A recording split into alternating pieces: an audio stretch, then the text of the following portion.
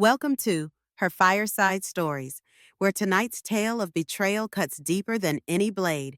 Imagine standing at your grandson's birthday party, champagne in hand, when your daughter in law raises her glass with a smile that doesn't reach her eyes. To dear Bernice, who'll soon give us everything she owns, one way or another. The room falls silent as mother and son exchange knowing glances, their plans for the family fortune written plainly on their faces, but they don't know about the letter in Bernice's purse, a revelation that will turn their calculated betrayal into their worst nightmare. Join us for a gripping story of a mother's natural son transformed into a stranger by greed of revenge served with elegant precision and of justice that arrives in the most unexpected package. You'll witness how a grandmother's quiet strength becomes a force that reshapes an entire family's destiny. Draw closer to our fireside, dear listeners. Tonight's tale will make you question when faced with ultimate betrayal from your own flesh and blood. Do you choose silence or do you fight back? The answer might surprise you. Let our story begin.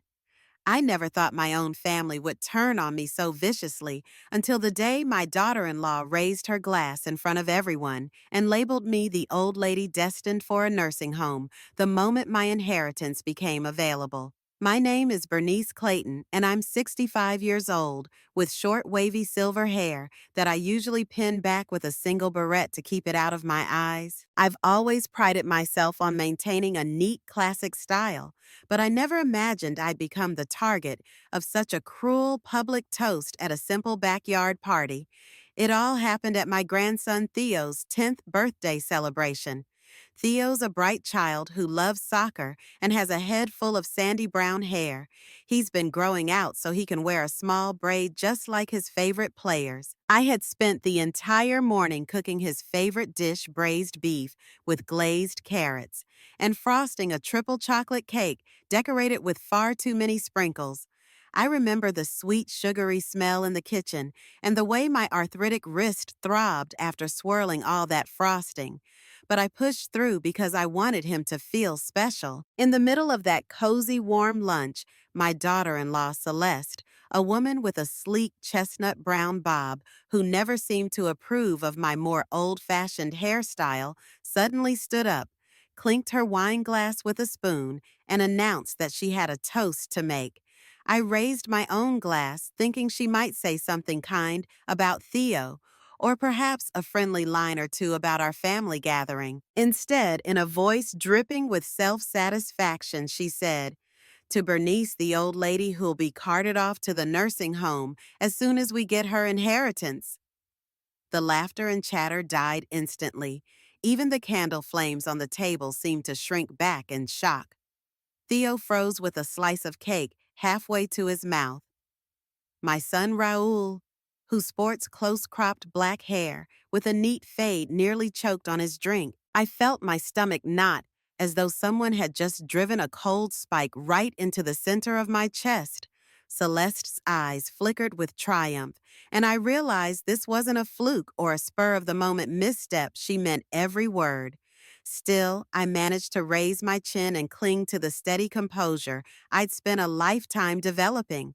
What Celeste didn't realize was that I possessed a secret, a crucial detail about my property that no one else in that room knew, and by the time I finished speaking, she would wish she'd kept her toast to herself.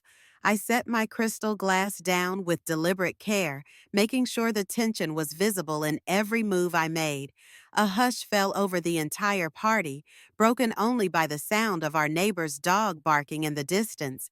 My late husband Warren used to say, "I had a heart as gentle as my gray curls," but in that moment, I felt more steel than softness. Over the years, I'd learned that sometimes the sharpest cuts don't come from strangers, but from the people who claim to be your family.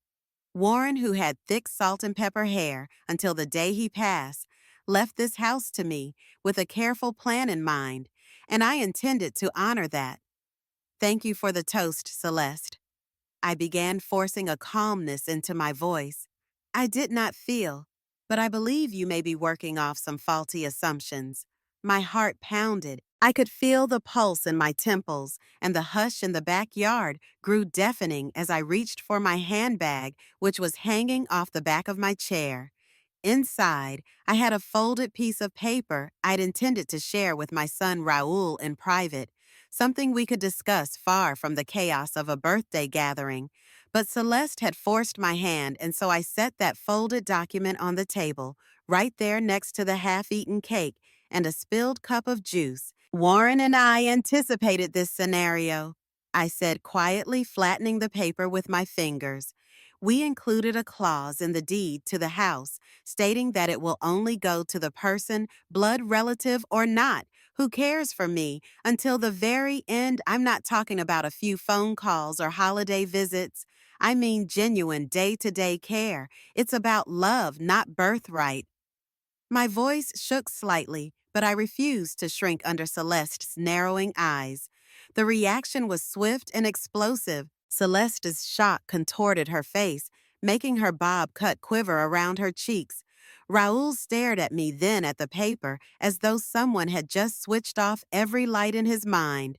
"Mom, you can't be serious," he stammered, knuckles turning white around the napkin he was gripping. The rest of the family sat in stunned silence, and from across the table, Theo cast worried glances between us, too young to understand what was truly going on, but old enough to sense the tension. In that moment, I fought the urge to shed tears for the child who might now see the darker side of adult greed. I explained the truth. Harsh jokes about shipping me off to some nursing facility won't make you heirs by default.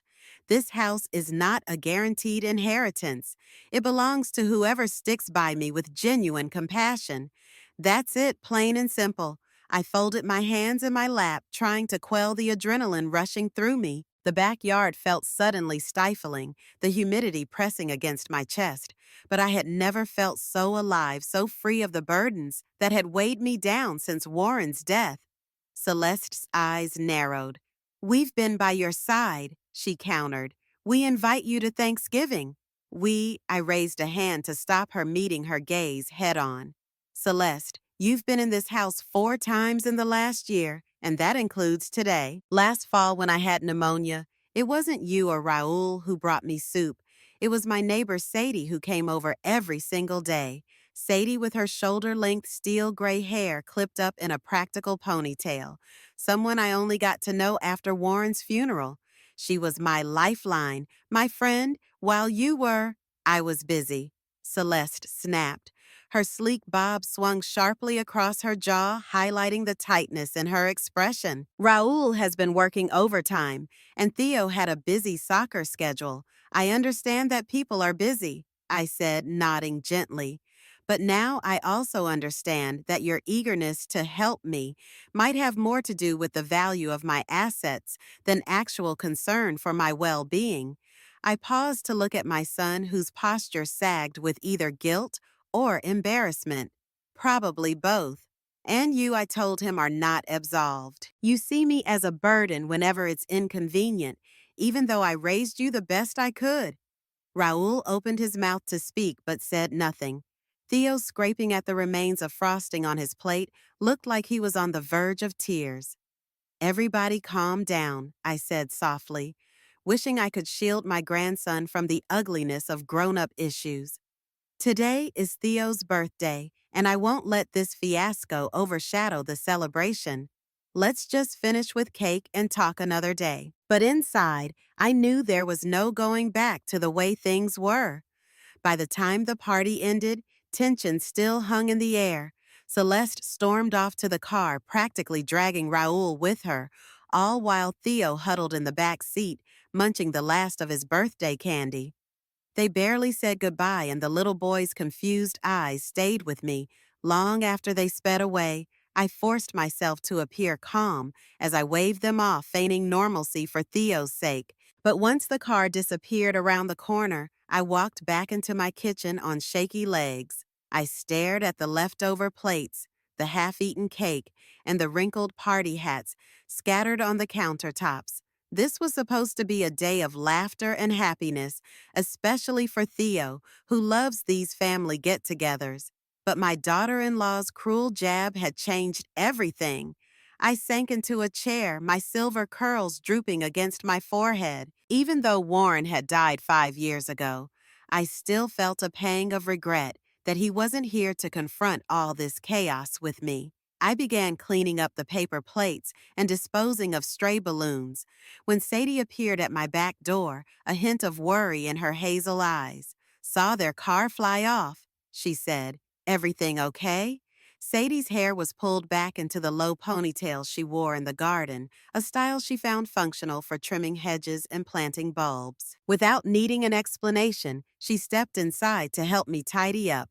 I laid out the entire story from Celeste's outrageous toast to the deed clause that I'd revealed in front of everyone. Sadie listened quietly, pushing her wire-rimmed glasses up on her nose every so often. "You know," Sadie finally said, handing me a damp cloth to wipe down the table, "I've always believed that in times of crisis, people show you their true colors. Consider this. Bernice, now you really see who has your best interest at heart and who's just waiting for a windfall." She was right, of course. It still hurt deeply, though, especially the fact that my own son stood by barely saying a word. I tried to reason with myself that maybe Celeste had overshadowed him for too long, that perhaps he wasn't fully aware of how callous it looked, but something in the back of my mind whispered that I'd seen his complacency too many times before. The birthday fiasco was the final push I needed to make changes in my life. In the days following that disastrous birthday party, I expected my phone to ring off the hook with apologies or explanations. Instead, the quiet only amplified my sense of betrayal. No calls from Raoul, no messages from Celeste, not even a timid text from Theo. At first, I told myself maybe they needed time to calm down, but after a week of silence, it was clear they weren't exactly racing to patch things up. I sought legal advice from Georgia Henderson, my trusted lawyer and longtime friend Georgia, who sports a short platinum pixie cut that complements her no-nonsense demeanor, had helped me and Warren set up the caretaker clause in the house. Deed years ago. I want to confirm everything's ironclad. I told her during a phone call pacing my living room floor. I don't want there to be any loopholes Celeste or Raoul can exploit to force a sale or push me out. Georgia assured me the clause was solid as bedrock. If you're physically and mentally fit to make decisions, no one can force you into a retirement home. Bernice, she explained, and they certainly can't claim the house if they're not providing genuine care, but be ready for them to change tactics. I've seen families do all sorts of manipulative things once they realize their inheritance isn't guaranteed. True to George's words, the very next week brought a sudden flurry of calls and visits. I was in the middle of breakfast one morning, scrambled eggs and toast, when Raoul pulled into my driveway. He came bearing vitamins for joint health and insisted on fixing the squeaky hinge on my back door that he claimed to have just noticed. Celeste appeared a day later with a casserole that she swore was my favorite dish, though she never asked me what I actually liked. There was something almost comical about their forced politeness, how Celeste's perfect bob would bounce around as she desperately tried to offer me unsolicited help with yard work or household chores. But for me, it wasn't amusing at all. It felt contrived, manipulative, like a bad stage play, where the actors were determined to fool the audience. Is this how they think actual love looks? I wondered, burying my frustration behind tight smiles and courteous nods. My plan was to watch quietly and see how far they'd go to feign interest in my well-being. My frustration came to a boil when I returned from the grocery store one afternoon and caught Celeste snooping in my study. She was rummaging through old file cabinets with a frown carved into her features. "Oh," she jumped when I appeared in the doorway. "I was just, looking for a pen to leave you a note. You weren't answering your phone." Her forced grin and the way she tucked her bob behind her ear made my skin crawl. The pen and pad set on my desk well within plain sight told me she was lying, but I merely nodded, letting her scramble for the exit. That night I called Georgia again. They're circling me like vultures rummaging around for anything they can use. I said, gripping the phone tightly. I need to know if there's a way to make sure they can't touch this house at all. If their intentions remain this self-serving. Georgia reassured me there were safeguards in place, but also gently reminded me that an inheritance, even under caretaker clauses, can sometimes bring out the worst in people.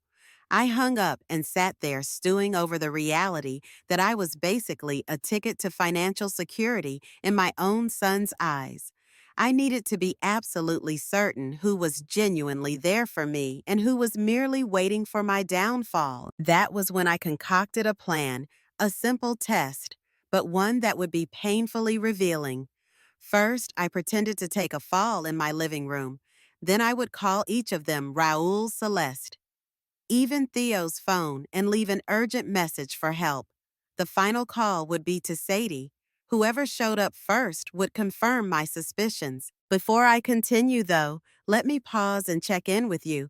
If you're finding yourself hooked on this unfolding drama, don't forget to subscribe to my channel or follow along for more eye-opening stories. Real life, as it turns out, can rival any soap opera. Now back to the tale of how I confirmed once and for all who actually deserved a place in my heart and in my will. That Saturday around 4 in the afternoon, I moved the coffee table to create a safe space on the rug, then carefully lowered myself to the floor. My silver hair frizzed at the edges from nervous perspiration as I pressed my phone's buttons. My heart pounded as though I were committing a crime. Morally, it felt wrong to lie even for a test, but I told myself this was a necessary measure to see the truth I've fallen. I said breathlessly into the voicemail on Raoul's phone. I can't get up. Please come as soon as you can. I repeated the message for Celeste, then for Theo. Even though my grandson was just a child, if he'd been the one to answer, it'd speak volumes about empathy, overshadowing age. Then I dialed Sadie's number. Sadie, I whispered, trying to sound distressed. I've fallen and I'll be right over, she interrupted. There was no hesitation, no request for explanation. The line went dead, and sure enough, in less than 2 minutes, I heard the frantic ring of my doorbell. When I couldn't answer quickly, Sadie used the spare key hidden under the potted fern and rushed in, still wearing her gardening apron and gloves. Her gray ponytail bobbed as she crouched by my side. Where does it hurt? Let's get you up, or should I call an ambulance? Her words tumbled out with genuine concern. Seeing the alarm in her eyes, I couldn't keep up the ruse for long. My conscience smacked me like a hammer to the gut. I'm so sorry, Sadie. I'm all right. I just needed to see who'd come. I admitted, tears prickling my eyes. I explained the entire situation. Celeste's vicious toast, the caretaker clause, the suspicious snooping, and how I felt cornered by my own child's greed. Sadie helped me back onto my feet, dusting off my cardigan with trembling hands. Then, surprisingly, she gave me the gentlest hug, telling me not to blame myself for wanting clarity. Her immediate reaction was exactly what I expected from a true friend. What I didn't expect was how days later, Raoul would respond or fail to. After Sadie stayed for nearly an hour to make sure I truly was unharmed, she finally went home, leaving me to stare at my silent phone. 2 hours later, 3 hours, 4, I heard nothing. My calls had gone to voicemail and the recipients hadn't even bothered to text me back. By the time the clock crept toward 8 o'clock, I felt numb. Did Raoul even check his phone? Did Celeste see my missed call and decide she had more important things to do? How could any child ignore a message saying, I've fallen, I need help? It was nearly 9 when I finally got a text from Raoul. Mom just got your message. Everything okay? He ended with a shrug emoji of all things. That was it. No phone call, no urgent follow-up, no pounding on my door to see if his mother was lying on the floor in agony. I didn't reply. I simply read his message 3 or 4 times, letting the cold truth sink in. If I had been genuinely hurt, I would have been lying there alone for hours. The next morning, while making my daily cup of coffee, I stared at the swirling cream in the mug and thought about how fleeting life truly is. Warren had always been a pillar of stability. When he was alive, I felt safe. Now I was seeing a reality in which my own offspring might toss me aside unless I remained useful. After a lifetime of mothering, nurturing, and sacrificing, that kind of realization stung more than 1,000 wasp stings. It was time to make a decision. I would no longer let them dangle me like a puppet. I had a comfortable home, a modest retirement, and enough independence to forge a new path.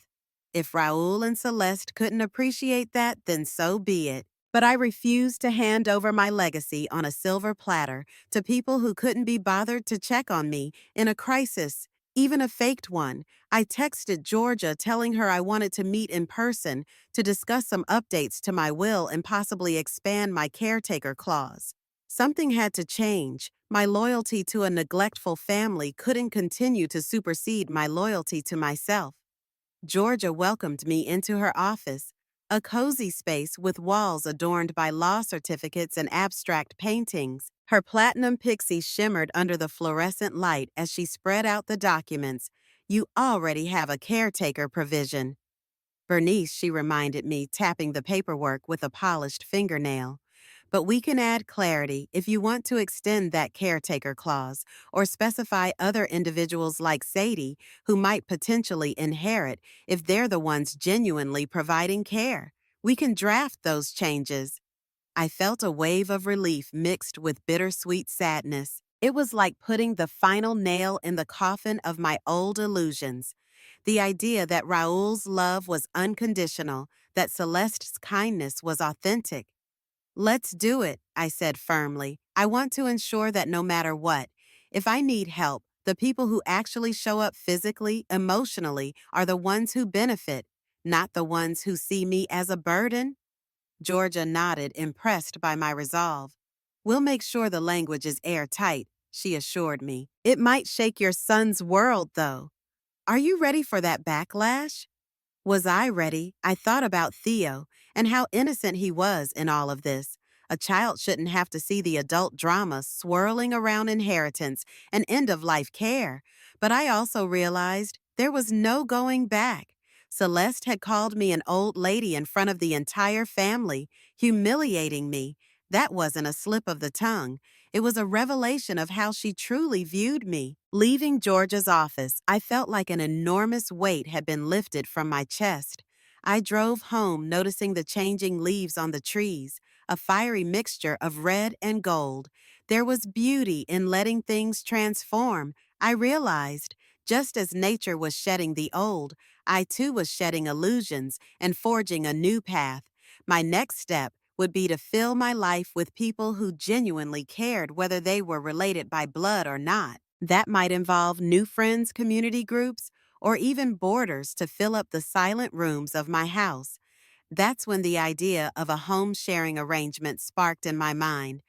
Warren and I once talked about how, if we ever ended up living alone, we could rent out a room to a nursing student or a traveling teacher, someone who needed affordable housing and could provide companionship in return. We never followed through because, well, life had different plans. But now, with my grown son ignoring me unless it concerned my finances, the concept glowed like a beacon. I spent hours researching online. I found a local program that specialized in matching seniors with vetted responsible tenants, often graduate students or young professionals who didn't mind helping out with a few errands. In exchange for reduced rent, they would do some light housekeeping or drive me to a doctor's appointment if I needed it. It wasn't a full-time caretaker arrangement, but the companionship alone sounded far better than sitting in an empty house waiting for family members who might never show up. I reached out to the program coordinator, a cheerful woman named Evelyn with honey blonde curls piled atop her head in a messy bun. She explained the application process, the background checks, the meet and greets to ensure compatibility. You're in full control, Evelyn assured me, her voice crackling over the speakerphone. We never place a tenant without your explicit approval. You'll get to interview them and decide who's the right fit. The idea filled me with a mixture of excitement and nerves. opening my home to a stranger. It wasn't something the old Bernice would have done without a second thought. But I was evolving. If I couldn't rely on Celeste and Raoul for genuine help, maybe it was time to build new bonds. And who knows, maybe I'd find a tenant who'd appreciate the extra bedroom and the life experience I could share. That same evening, while I was updating my personal budget and reviewing my monthly bills, Raoul texted. He wanted to drop by the next day with Celeste to talk about the future. I breathed deeply, reminding myself that I had the upper hand now and I wasn't going to roll over just because my own child decided to play nice for a day. They arrived in matching forced smiles, Celeste with a casserole dish and Raoul with a toolbox that hinted he was ready to fix whatever needed repairing. We sat at my dining room table. I noted how Celeste's eyes roved over the furniture, landing on the antique buffet that had belonged to my grandmother. I'd seen that hunger before. Part of me wondered if she was mentally cataloging what would fit into her own house someday. Raoul cleared his throat. Mom, we know about your, caretaker clause, and we want you to know we're here for you. We'd like to well explore the possibility of you moving in with us. I nearly dropped my glass of water. Moving in with you. In that cramped townhouse of yours, Celeste. Didn't you once say you had no space for a live-in mother-in-law? I recall how she used to brag about the minimalistic design of their home with white walls and hardly any extra furniture. She brushed her sleek bob behind her ears, her expression flickering from forced kindness to irritated impatience. We could renovate the basement, make it into a mini apartment. You'd have privacy, and so would we. It's just more practical. Bernice, I studied them carefully, noticing how Raoul's gaze shifted away from mine. What about my house? I asked pointedly. This house is where I've lived with Warren for nearly 4 decades. Celeste forced a smile. Well, you could always sell it. The market's good.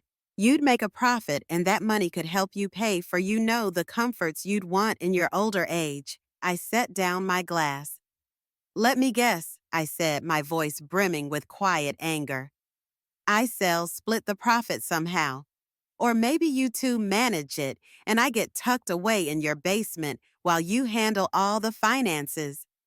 Raoul's eyes darted toward Celeste, who looked irritated that I'd seen through them so quickly. Mom, we're just thinking about what's best for everyone, he insisted weakly. I appreciate your concern, I replied, but I've already decided I'm staying here. Actually, I'm interviewing potential boarders, so I won't be alone, and I won't be forced into a new living situation that doesn't feel right. Celeste shot up from her chair, setting the casserole dish down with a bit too much force. Boarders, you want strangers living here? Her voice carried such venom that I almost laughed. What if they rob you blind? What if they're con artists? I pressed my lips together. I'm working with a reputable agency. Celeste, these people are vetted and I'll be conducting my own interviews. Besides, I added the only person caught sneaking around my private files recently wasn't a stranger at all. I looked directly at her and her cheeks reddened. Raoul didn't even try to defend her. The conversation spiraled into Celeste complaining about how I wasn't giving them a chance, and Raoul trying to mediate with half-hearted attempts at reason. It culminated in me calmly escorting them to the door. Please, I said, don't come here with manipulative intentions. If you genuinely want to spend time with me, I'm open to a weekly family dinner. But this constant angle to push me into selling, it ends now.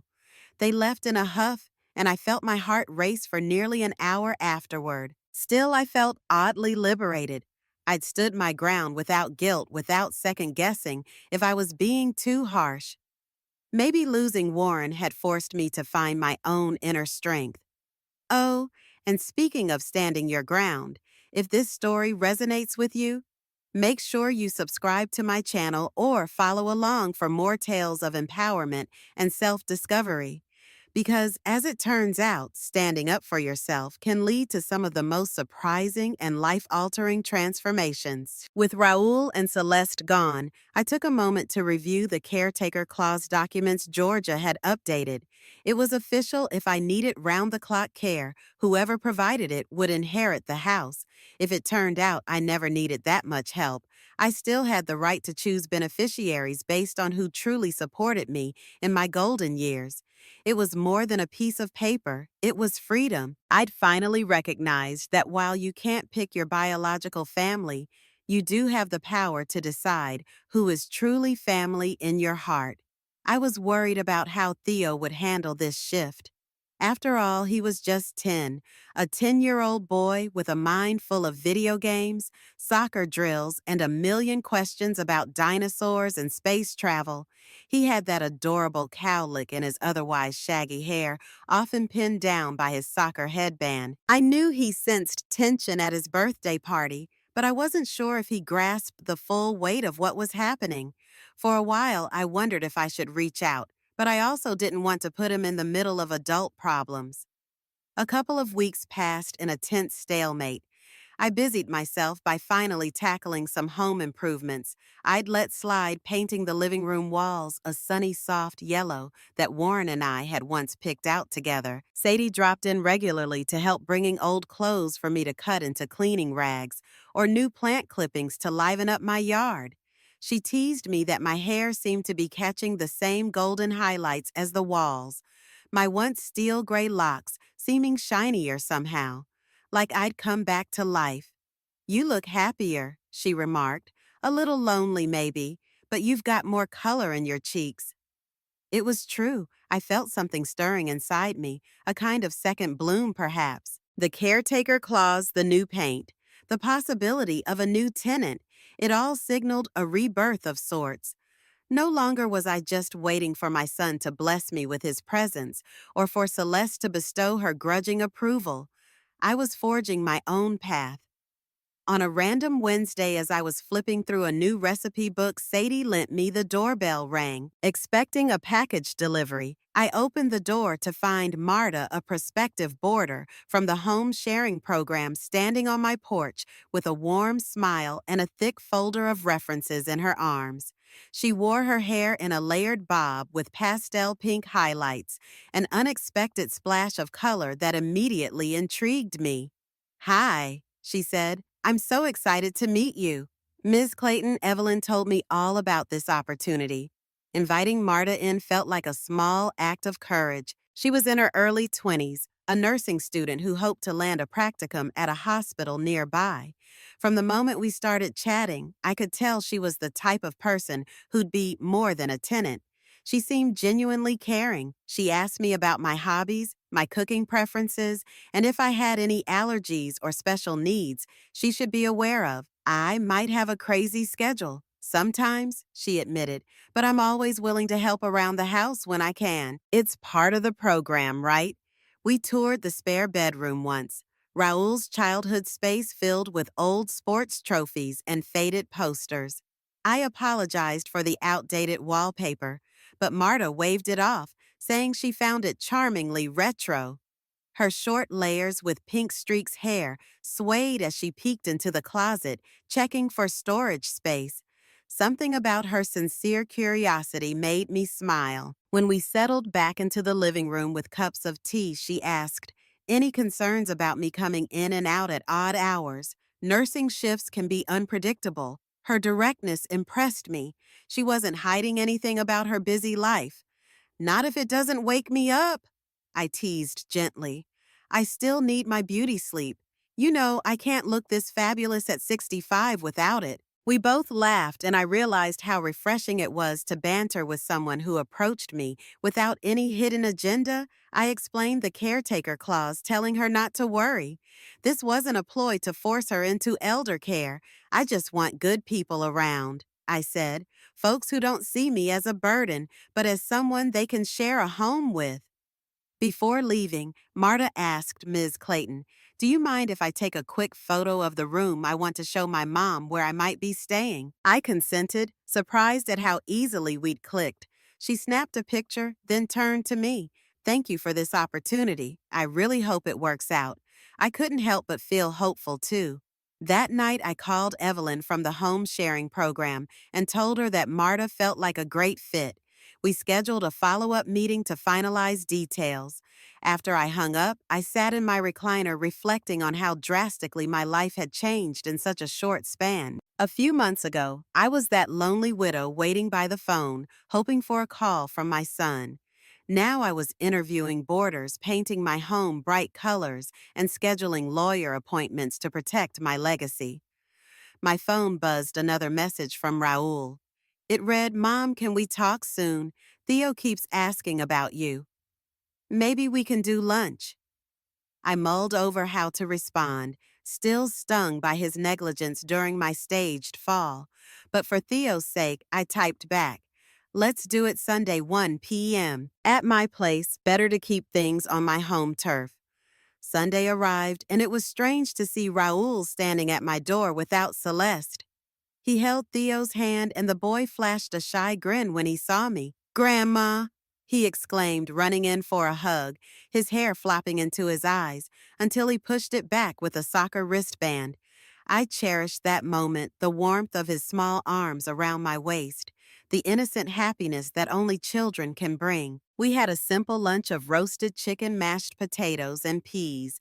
Nothing fancy, but the kind of comfort food I grew up making. Theo chattered away about school projects and his soccer team's latest practice. Raoul, meanwhile, kept glancing around, noticing new things I'd added like fresh plants and reupholstered chairs. "The house looks different," he finally said, picking at a loose thread on the tablecloth I'm redecorating. I replied casually, figured it was time to start living again instead of waiting for life to happen around me. Theo shot me a curious look. "Are you sad, Grandma?" he asked, his eyes wide. "Dad said you've been lonely." Raoul quickly tried to hush him, but I patted Theo's hand. "I was lonely for a bit," I admitted gently. "But I'm making changes, so I feel a lot better now." After lunch, I took Theo out to the backyard so we could kick a small soccer ball around. Raoul stayed behind to wash dishes, a pleasant surprise that was far from his usual routine of scrolling through his phone. Out in the yard, the warm sun on my shoulders, I felt a sense of calm. Theo dribbled the ball clumsily but with enthusiasm, laughing every time he missed a shot. His carefree giggles reminded me what true love looked like, unconditional, untainted by greed or obligation. When we got tired, we sat on the porch steps, sipping lemonade I'd made that morning. "Grandma," he said, his tone serious for a 10-year-old, "why was Mom so mad at your birthday party?" She said something mean. I couldn't hear all of it, but I know it wasn't nice. I sighed, the weight of adult problems too heavy for a child. "Your mom, she was just upset about grown-up things. Sometimes grown-ups say hurtful stuff they don't really mean." It was a soft way to cover the truth, but I didn't want him resenting his mother. Just then, Raoul appeared with a dish towel in hand, and we invited him to join us on the steps. The tension between us felt less severe than before. Maybe the shared love for Theo bridged that gap. Eventually, we fell into small talk about the caretaker clause. Raoul had questions, and I answered politely but firmly. "Mom," he said, rubbing the back of his neck, "I know I messed up by not coming when you called." Celeste and I were, he hesitated, then corrected himself. "I was caught up in other things. I'm sorry." His apology felt genuine, but I'd learned my lesson about letting guilt and sentimentality blind me. "I appreciate you saying that," I replied, "and I hope you'll respect my decision to keep this house and fill it with people who truly care about me." I watched him process this, his brows furrowing in a way that used to signal deep thought when he was a boy. Theo looked between us, clearly sensing the gravity of the moment. Despite my hope for reconciliation, I knew I couldn't pretend everything would be mended overnight. Months rolled by, and my life transformed steadily. Marta moved in.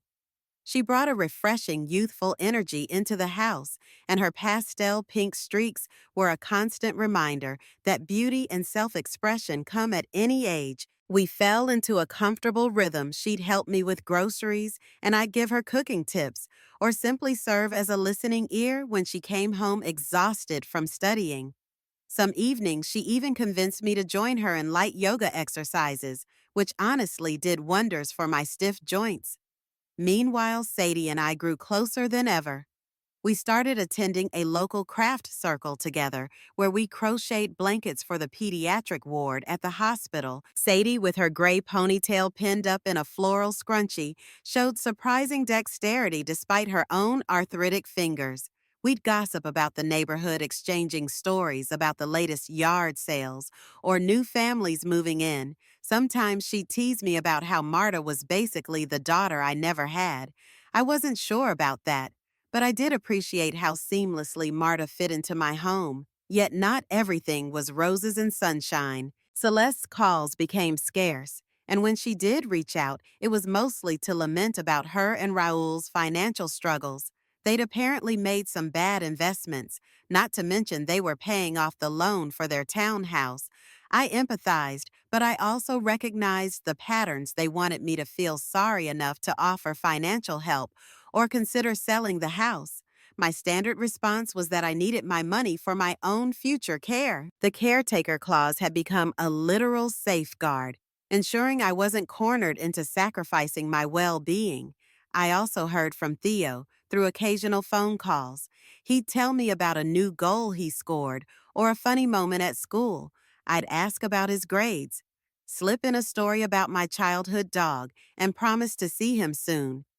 Our relationship remained warm, though I longed to spend more time with him. I often wondered if Celeste was limiting his visits, worried he might see the thriving environment in my home, and wonder why she wanted me out of it in the first place. Still, life pressed on, and I found a wonderful sense of routine. In the mornings, I'd brew a pot of chamomile tea while Marta rushed to her clinical rotations. Sometimes she'd share fascinating snippets about her experiences in the hospital, making me recall Warren's time volunteering at the local clinic. In the afternoon, Sadie and I kept up a garden in my backyard, planting azaleas and marigolds that attracted flutters of monarch butterflies. The house that once felt too large and too lonely was now brimming with laughter stories and colorful new memories. But let me take a moment here to remind you, if you've been enjoying this journey and want to keep up with more stories of personal triumph and family intrigue, be sure to subscribe to my channel or keep following along. Sometimes the most gripping tales come from everyday people choosing to stand their ground and find joy in the smallest of places. Back to the story. Through occasional updates, I learned that Raul and Celeste were treading water financially. They sold the fancy car Celeste had insisted on upgrading a few years ago and were now driving a modest sedan. Raul hinted that Celeste was pushing him to ask me for a loan, but he never quite worked up the nerve to do so directly. Instead, he would dance around the topic with vague phrases like, "Mom, it'd be great if we could figure out a family plan for the future." He'd come by sometimes on Saturdays alone, and we'd chat over coffee.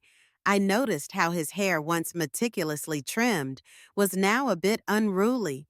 Clearly, he was cutting costs wherever he could. He still wanted me to consider living with him, still pitched the idea of me selling my house. But I remained polite and firm that I had no intention of uprooting myself. "I'm happy here, Raul," I'd say, stirring cream into my cup. "I have Marta as a tenant and friend. Sadie next door. I volunteer at the community center. Now my life is here." He seemed conflicted. On one hand, I could tell he missed having an easy solution to his problems. On the other, I sensed a flicker of genuine remorse. Maybe a part of him realized how poorly they'd treated me. About a year after Theo's infamous birthday party, I found myself in the midst of an altogether different celebration. My own 66th birthday. Marta insisted on throwing a proper bash. She recruited Sadie and even some of the folks from the craft circle to help set it up. Streamers, balloons, and a homemade chocolate cake, baked by Marta herself, filled the house. The living room was crowded with people I cared about. Sadie with her crocheted scarf, Georgia with her platinum pixie, and even a couple of my new neighbors from the community center's senior yoga class.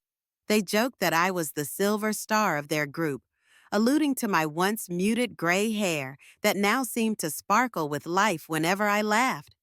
Midway through the party, the doorbell rang unexpectedly. I opened it to find Raoul standing there with a small gift-wrapped package under his arm. He'd grown a bit thinner, dark circles lingering under his eyes. "Happy birthday, Mom," he said softly. I noticed Celeste wasn't by his side. "May I come in?" I invited him in, and the lively chatter in the living room paused momentarily as my guests registered the new arrival. Raoul cleared his throat, looking around at a sea of friendly faces, people he didn't recognize. "Wow, it's really lively in here," he remarked. I smiled, guiding him to the kitchen for a quieter moment. Over cups of punch, he admitted that he and Celeste were separating. The financial strain plus their irreconcilable differences had finally torn them apart.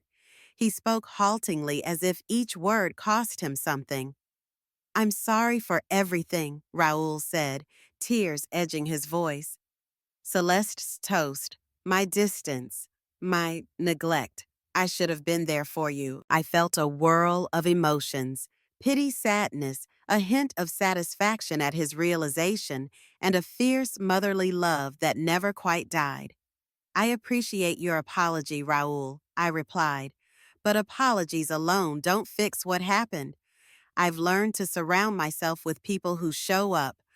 I hope you can be one of those people someday, but that's your decision to make." Eventually, I introduced Raoul to some of my new friends and to Marta, who explained how she'd come to live in my house. He seemed both impressed and a little uncomfortable, as though he couldn't believe how much of a community I'd built without him. But it was genuine. Marta was laughing with Sadie about a story from the hospital, while Georgia swapped recipe ideas with a neighbor. The home that had once fallen silent after Warren's passing was now alive with conversation.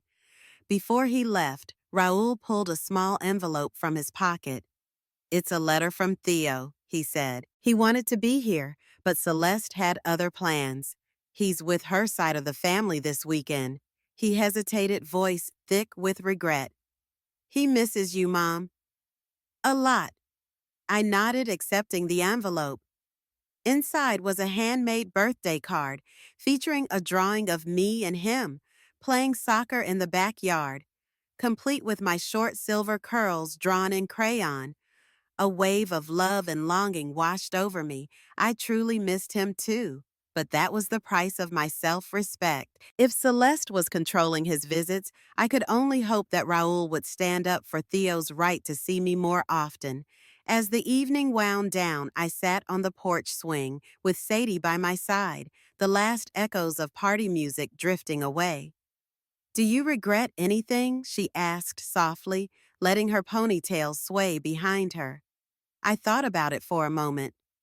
"Maybe I regret not finding this kind of happiness sooner," I answered, "but no, I don't regret drawing my boundaries. For once, I feel like I'm living life on my terms, not someone else's."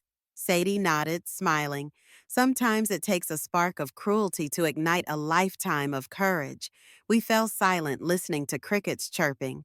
The caretaker clause was still in place, but now it was more a symbolic reassurance than a weapon. I'd surrounded myself with people who genuinely cared. Marta, Sadie, Georgia, the new friends from the community center. Whatever came next, I knew I wouldn't face it alone. As days turned into weeks, my routine blossomed in ways I never predicted. Marta began introducing me to some of her classmates, a motley crew of future nurses, physical therapists, and physician assistants. They'd occasionally gather at my kitchen table for study sessions. Their textbooks spread out while I served them herbal tea and fresh-baked cookies. A few even commented, "Miss Clayton, it's so comforting here, like having an extra grandma around." I'd smile, feeling an odd sense of pride at the notion that my home had become a sanctuary for more than just me.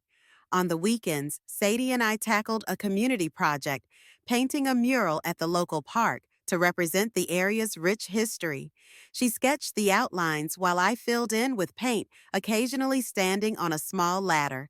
People stopped to watch or compliment us, and for the first time in ages, I felt integrated into the fabric of my neighborhood. No longer was I just the widow in the big house Raoul kept sporadic contact, mostly texting updates about Theo. He hinted at trying to fix the relationship between me and my grandson mom. Maybe we can schedule a day for you to pick him up from school, he suggested. Once I nearly jumped at the opportunity, but I insisted that it couldn't just be a sneaky arrangement behind Celeste's back. We've got to respect boundaries, I told him, even if I disagree with how she's handling things. In the midst of this, Georgia called to let me know the final version of my updated will and caretaker clause was ready. I dropped by her office to sign off on everything, feeling a profound sense of closure. You've carved out a future for yourself that prioritizes happiness and genuine relationships, Georgia said, handing me a pen. I'd say Warren would be proud. My eyes welled up briefly, thinking of my husband's gentle laugh and the way his salt and pepper hair glimmered in the morning light. If only he could see me now, forging ahead, refusing to become a bystander in my own life. One evening, as the summer sun dipped low, Marta and I found ourselves on the back porch sipping lemonade. She had just finished a grueling shift at the hospital. I assisted on a pediatric case today, she said, her pink highlights catching the golden light. A little boy with a fractured arm. You know what he asked for right after surgery? A hug from his grandma. She paused, looking at me kindly. Grandparents can be such a source of comfort. I hope you know how special you are to me, Bernice. The sincerity in her voice humbled me. I thought back to that dreadful toast Celeste made, the one that implied I was worthless once my inheritance was out of reach. How ironic that a stranger, a sweet, overworked nursing student, could see my value more clearly than my own daughter-in-law ever had. Thank you, Marta, I replied, swallowing the lump in my throat. I'm grateful you moved in here.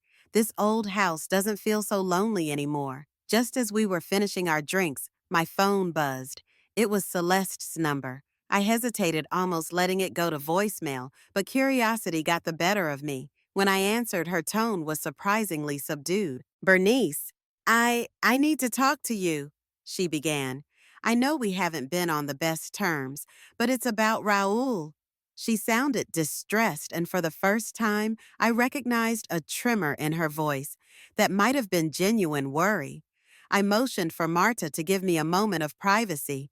Celeste explained that Raoul was struggling emotionally with the separation and was considering leaving the state for a new job opportunity. He's been distant from me and from Theo, Celeste confessed. He talks about starting over somewhere else. I'm worried he might do something drastic. My heart clenched. For all our disagreements, I never wanted my son in despair. Have you tried counseling? I asked, recalling that they'd once said they were trying therapy. Celeste just sighed. It's complicated, Bernice. I thought you might talk to him as his mother.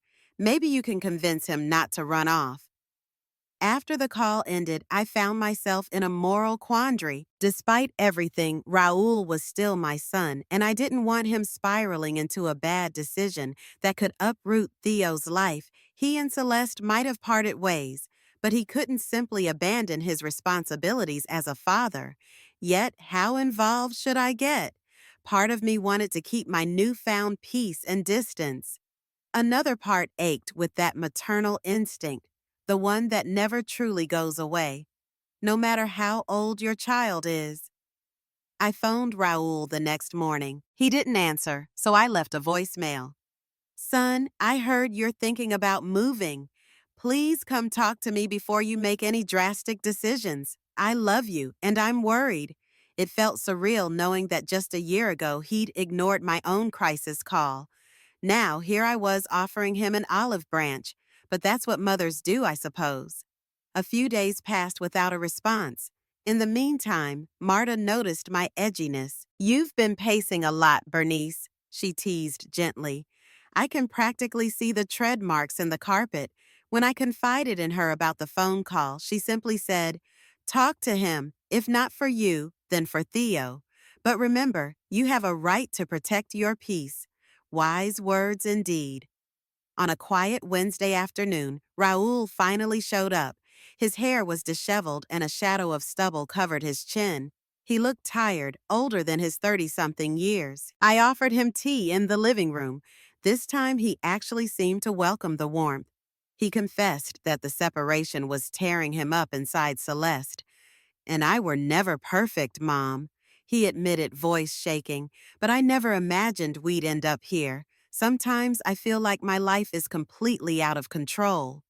He glanced around at the cheery living room walls, the photos of me and Warren. "I'm sorry for how I treated you. I wish I could take it all back. But right now, I just need a new start."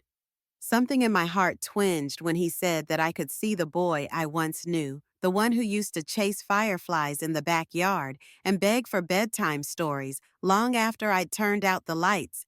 I laid a hand on Raoul's shoulder and spoke with a calm I'd only recently discovered within myself. "You can start over without disappearing," I said gently. "You have a son, a family, yes, even me, the same mother you once called only when you needed something. But I forgive you, Raoul, because that's what helps me sleep at night. If you truly want to rebuild your life, do it with honesty and integrity. Don't run away." He broke down then, tears sliding down cheeks that once were so full of boyish mischief. In that moment, I realized something profound. Forgiveness doesn't mean returning to old dynamics. It means choosing not to let bitterness corrode your own heart. We talked for hours about Celeste, about Theo, about regrets and hopes. By the end of it, we reached no grand resolution for his marriage. But there was an unspoken understanding that we both would try to mend what we could on our own terms. When he left, I felt tired but lighter. A few of my party decorations were still up. A stray balloon swaying in the corner, a banner that read, "Happy Birthday, Bernice." Maybe I'd leave them for a while longer, a reminder that new beginnings can happen at any age. I sat in my favorite armchair, gazing at my reflection in a nearby mirror. My wavy silver hair, once pinned in a style to seem age-appropriate, now seemed a small crown that I wore proudly. I was no longer the overlooked grandmother, the lonely widow, or the quiet mother. I was a vibrant individual with her own life, one that I built from the ashes of betrayal and heartbreak. Looking around at the house brimming with new friendships, I understood that love can't be measured by genetics alone. True family is who shows up, who cares, who listens.